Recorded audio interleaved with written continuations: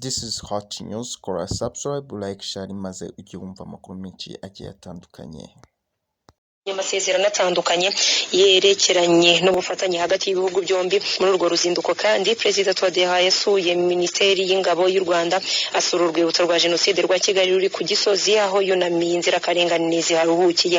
Yanasuye kandi ingoro ndangamurage y'urugamba rwo kubohora igihugu no guhagarika Jenoside yakorewe Abatutsi mu 1994. Akaba yaranasuye umudugudu w'icyitegererezo wa Kinigi mu karere ka Musanze.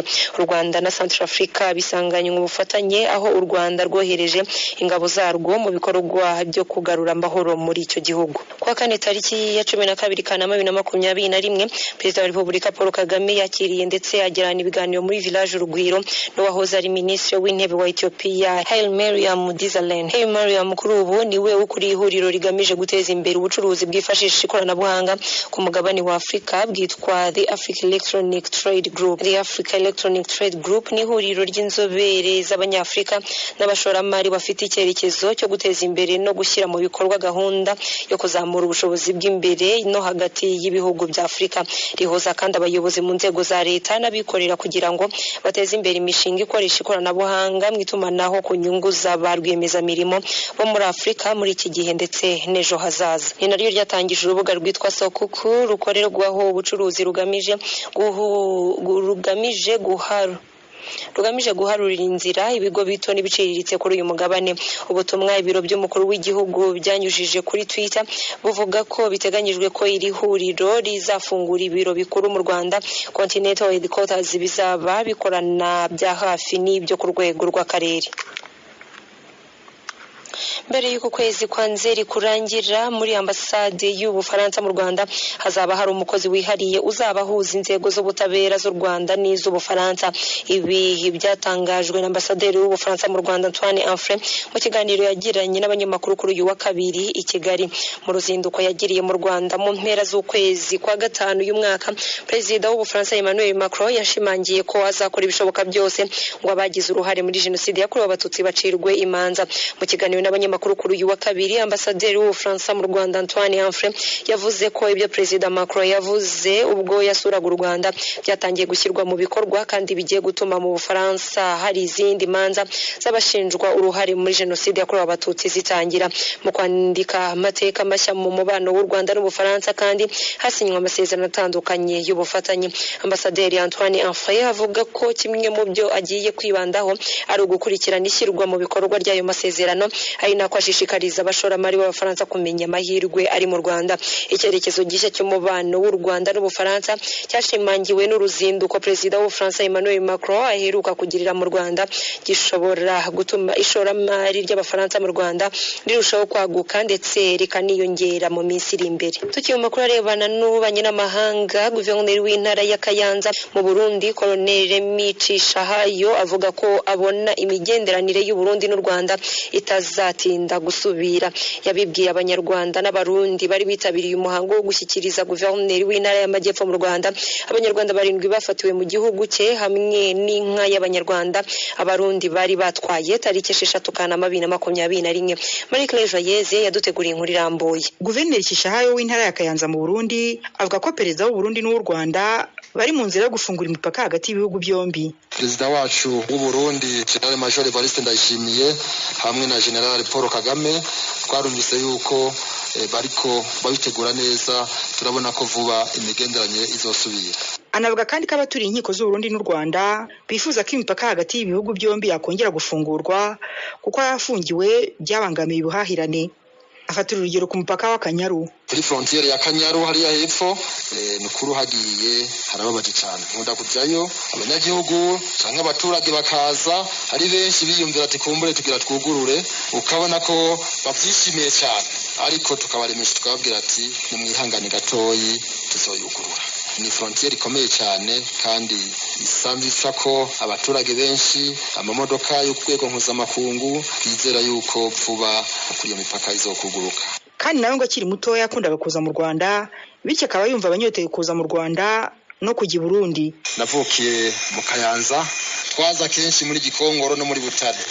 Ndibuka nkiri muto ndiga muri za primaire naririrwa mu gisagara cy'Ubutare ku minsi ya gatandatu no kuwa Mungu asanga niyo twiruka ku mugoroba tukataha. Ndetse abanyarwanda nuko abenshi bari mu isoko mu Kayanza na Zangozi. Turagomba yuko iyo migenderanire isubira. Ntazibana zitakubutana amahembe niko mu Kirundi wacu tubivuga, ariko turagomba yuko nkuko abayobozi b'ibihugu byacu Burundi n'u Rwanda bariko barabikora, turabona yuko biri mu nzira nziza. Abanyarwanda bamwumvise bashimishijwe n'icyizere cy'uko imipaka yakongera gufungurwa, kuko ngo i Burundi ariho bari basanzwe bahahira, bakaba bafite na bene babo batakibasha kubonana kuko batuye hakurya y'umupaka. Aba ni bamwe mu bagaragaje ibyishimo.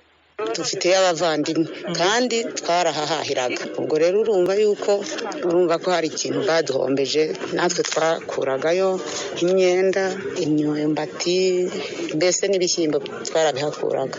Nkatwe dutuye hano tuba twaragiye dushingira i Burundi, abarundi nabo bagashingira mu Rwanda, biba biri kudushimisha iyo tubona ibiganiro biri kugenda hari aho bigera. Buriya wenda amaherezo byazageraho tugakingurwa tukongera tukagenderana nk'uko byari bisanzwe. Hariyo ba masenge, hariyo ba databukwe, abantu benshi cyane.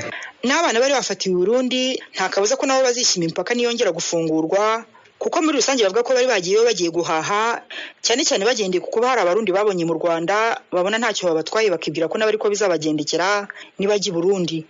Muri bo haruvuga ko yafashwe yagiye gushaka injyamana agurisha mu isoko rya Gatunda, undi kurangura amacunga, undi kugura ipantaro yo kwambara kuko ngo mu Burundi zihendutse.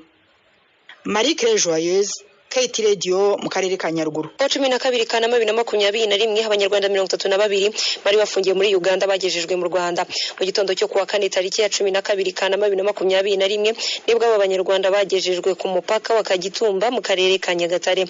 Muri aba harimo abagore 5 n'abagabo 24 n'abana 3, bose bakaba barafatiwe mu turere twegereye umupaka wa Uganda n'u Rwanda. Muri bo hari abari bamaze amezi 2 bafunze bashinjwa ibyaha bitandukanye. Naho ubunyamabanga bwa Smart Africa bwatangaje ko inama ya gatandatu ya Transform Africa 2021 yiga ku iterambere ry'ikoranabuhanga muri Afrika yasubitswe kubera ingaruka z'icyorezo COVID-19.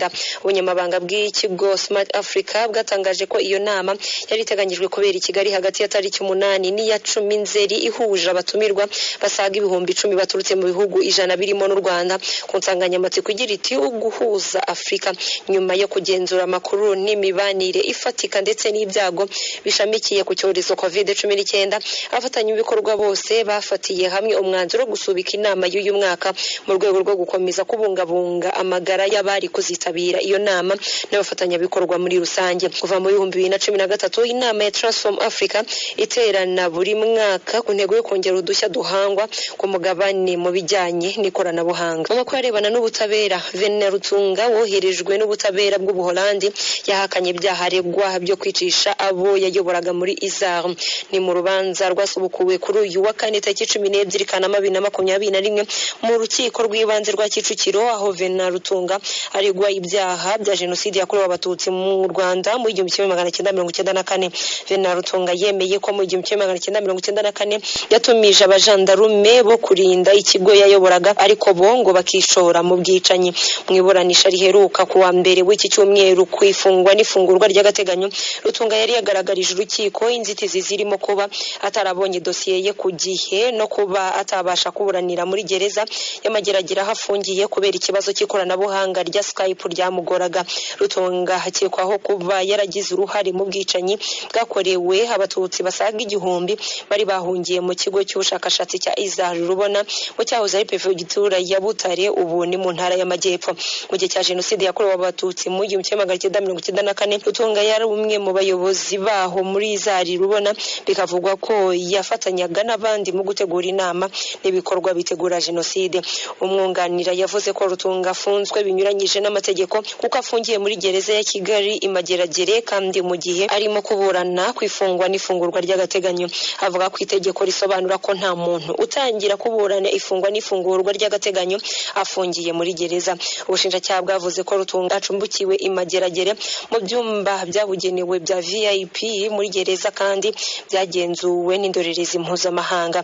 Umushinjacyaha yavuze ko ibyo biteganywa mu masezerano bafitanye n'Ubuholandi kandi ko nubwo ari mageragere atambaye imyenda y'imfungwa zo muri mageragere. Urukiko rwavuze ko urubanza rukomeza inzitizi zatanzwe n'uregwa zikazasuzumirwa rimwe n'ifungurwa ry'agateganyo bikazatangwaho umwanzuro rimwe. Urukiko ruzatanga umwanzuro warwo tariki 17 z'uku kwezi. Naho nyuma y'igihe gito abatuye akarere ka Palma muri Mozambique baragahunze kubera ibikorwa by'iterabwoba, bamwe batangiye kuza kureba uko byifashe ngo batahuke.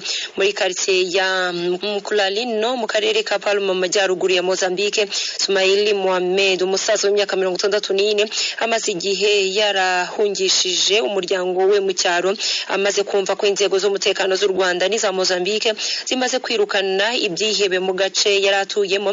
Yaje kureba uko ibintu byifashe. Ahageze Sumaili yagize amahirwe asanga inzu ye igihari, maze atatangira gukubura. Yarebye iruhande abona abapolisi b'u Rwanda bacunga umutekano, ibyishimo biramurenga, ahita afata telefone ngo ahamagara abagize umuryango we bahamusange. Nyuma y'akanya gato abagore babiri binjiye muri aka gace bagenda bareba uko ibintu byifashe. Umwe muri bo yatangarije umunyamakuru wa RBA muri Mozambique ko bategereje ko leta yabahamiriza ko umutekano wagarutse bagatahuka. Umwe muri aba baturage, Augustino Fernando, agaragaza imbamutima ze ku ruhande rw'inzego z'umutekano z'u Rwanda mu kugarura umutekano mu gihugu cye cya Mozambique. Uretse ingo z'abaturage zabaye amatongo, inzu z'ubuyobozi ndetse n'ibikorwa remezo bitandukanye, inkuru y'ibohorwa ry'uturere twe twarigaruriwe n'ibyihebe iratuma abaturage barushaho gushakisha amakuru y'aho bari batuye, ari nako batangaza ko bashaka gutahuka. Tugarutse hano mu Rwanda, Hot News, kora subscribe kuri no channel maze ujye ubona amakuru menshi agiye atandukanye. Murakoze kandi ndashimira mwebwe mwese mwabashije gufungura ino video mukumva byinshi bigiye bitandukanye. Aya amakuru yaranze icyumweru. Mugira umunsi mwiza n'ibihe byiza. Nibagirwe gukora subscribe mu gihe tuzajya tuba dushize ibiganiro n'amakuru kuri Rwanda Hot News. Mujye mubibona. Murakoze cyane.